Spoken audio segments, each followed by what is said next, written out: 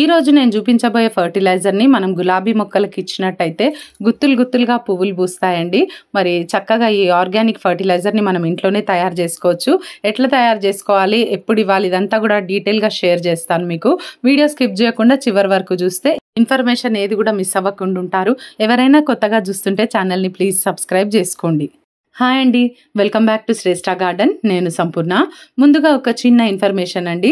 నా దగ్గర అన్ని రకాల కాయగూర విత్తనాలు, ఆకుకూర విత్తనాలు, పూల మొక్కల విత్తనాలు అన్నీ కూడా ఆర్గానిక్ ఫర్టిలైజర్స్ ఉన్నాయి.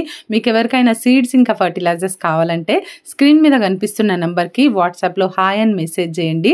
నేను మీకు క్యాటలాగ్ పంపిస్తాను, మీరు ఆర్డర్ చేసుకోవచ్చు. సీజన్ ఏదైనా కూడా, ఏ రకం గులాబీలైనా కూడా మనం చక్కగా గుత్తులు గుత్తులుగా పూలు పూయించుకోవచ్చండి. మంచిగా వాటి కేరింగ్ తీసుకున్నామంటే చాలు, మంచిగా ఇంత బాగా పూలు అయితే పూస్తాయి. అయితే నాటు గులాబీలు మీకు తెలుసు కదా.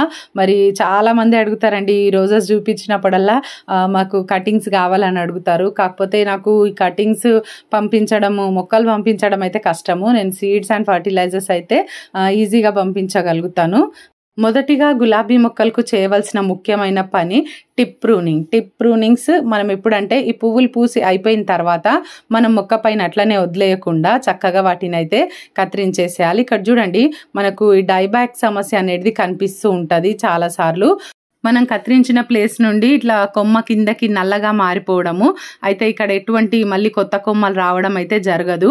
అందుకని మీరు ఏం చేస్తారంటే ఇట్లా మనం కొద్దిగా చూసినప్పుడే వెంటనే అది ఎంతవరకు ఉందో అంతవరకు మనం ఆ కొమ్మని కత్తిరించేసి చిన్నగా మీరు అలోవెరా జెల్ మన గార్డెన్లో ఉంటుంది కదండి, అలోవెరా మొక్క, మనం ఒక చిన్న లీఫ్ కట్ చేసి డైరెక్ట్గా అలోవెరా జెల్ అనేది పెట్టొచ్చు. లేదు అలోవెరా అంటే మీరు చిటికెడు పసుపు అయినా కూడా మీరు అక్కడ ఏదైతే కట్ చేస్తామో అక్కడ ఆ ప్లేస్లో మనం పెడితే సరిపోతుంది.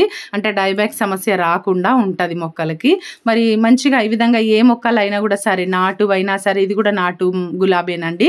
మరి ఇట్లా నాటు అయినా హైబ్రిడ్ అయినా ఏవైనా కూడా మనం ప్రూనింగ్ అనేది కంపల్సరీగా చేస్తూ ఉండాలి. ప్రూనింగ్ చేయడం వల్ల మొక్క బుషిగా పెరుగుతుంది, మళ్ళీ కొత్త కొత్త కొమ్మలు వచ్చి వాటికి మొగ్గలు పూలు అయితే మనం ఎక్కువ చూస్తూ ఉంటాం గార్డెన్లో.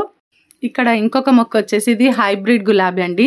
మంచి కలర్లో వస్తాయి ఇవి కూడా ఫ్లవర్స్. అంటే మంచి లైట్ పీచ్ కలర్లో ఉంటాయి. కలర్ అంతా కూడా ఎండకి ఇలా అయిపోయినాయి. అంటే ఆల్మోస్ట్ 10 డేస్కి పైనే అయిపోయింది పువ్వులు పూసి. అయితే నేను కొంచెం గార్డెన్లో పని చేయడం వల్ల నేను ఇవన్నీ కూడా మీకు చూపించలేకపోయినాను. చూడండి, వీటన్నిటిని కూడా తీసేస్తున్నా. టిప్ ప్రూనింగ్ ఎప్పటికప్పుడు మనము చేస్తూ ఉండడం వల్ల ఇట్లా బుషిగా మొక్క తయారై మంచిగా మనకు మొగ్గలు పువ్వులు ఎక్కువ పూస్తాయి. మరి వాటరింగ్ కూడా చాలా జాగ్రత్తగా చేయాలండి. మట్టిలో ఎప్పుడు మాయిశ్చర్ ఉండేటట్టుగా చూసుకోవాలి గులాబీ మొక్కలకి. ముఖ్యంగా సాయిల్ డ్రై అయిపోయింది అనుకోండి, ఇంకా మొక్క డల్ అయిపోతుంది చాలా. అట్లా కాకుండా మరి ఓవర్ వాటరింగ్ కూడా చేయొద్దు, అట్లా అని లెస్ వాటరింగ్ కూడా చేయొద్దు.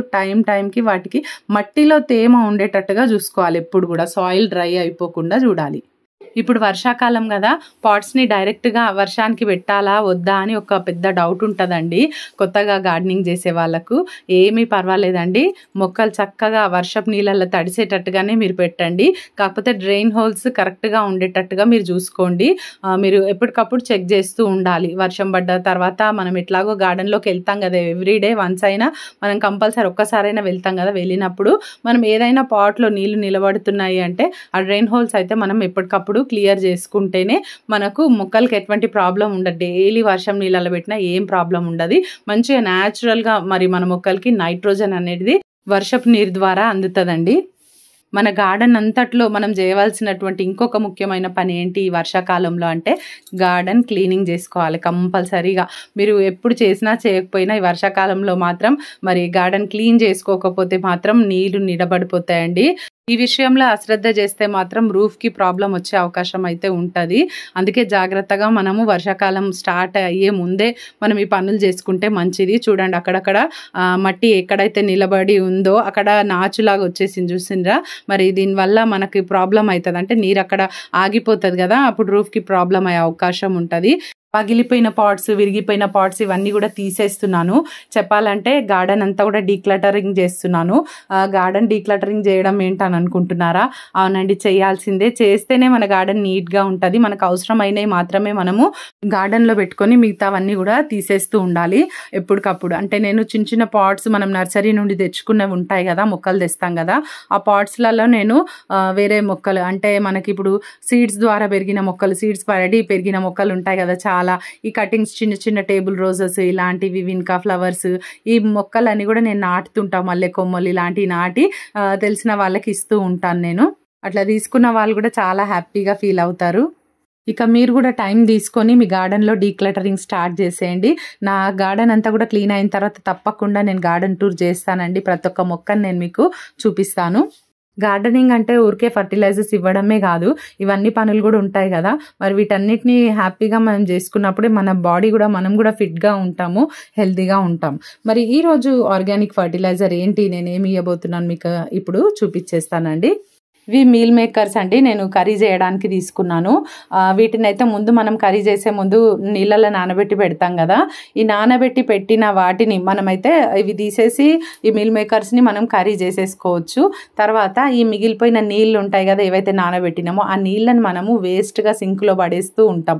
అట్లా పడేయకుండా వీటితో చక్కగా ఫర్టిలైజర్ అయితే తయారు చేసి మన మొక్కలకి ఇవ్వచ్చండి. నేను ఎర్లీ మార్నింగ్ ఇక్కడైతే వంట ప్రిపేర్ చేయడానికి తీసుకున్నాను. ఈ నీళ్ళని అప్పుడే నేను వాడకుండా నేను ఒక 2 గంటల పాటు ఆ నీళ్ళు అట్లనే పక్కన పెట్టేసినానండి. ఆ పక్కన పెట్టినాక 2 గంటల తర్వాత నేను అప్పుడు గార్డెన్లోకి వెళ్ళినాక ఫర్టిలైజర్ చేసుకున్నాను. ఎట్లా చేయాలనేది కూడా చూపిస్తాను. చూడండి, ఈ విధంగా వచ్చేస్తాయి వాటర్ అంతా కూడా. మరి చక్కగా ఒక కంటైనర్లకు తీసుకొని అయితే గార్డెన్లోకి వెళ్ళిపోదాం. ఇంకా 2 అవర్స్ పక్కన పెట్టినానని చెప్పినాను కదా.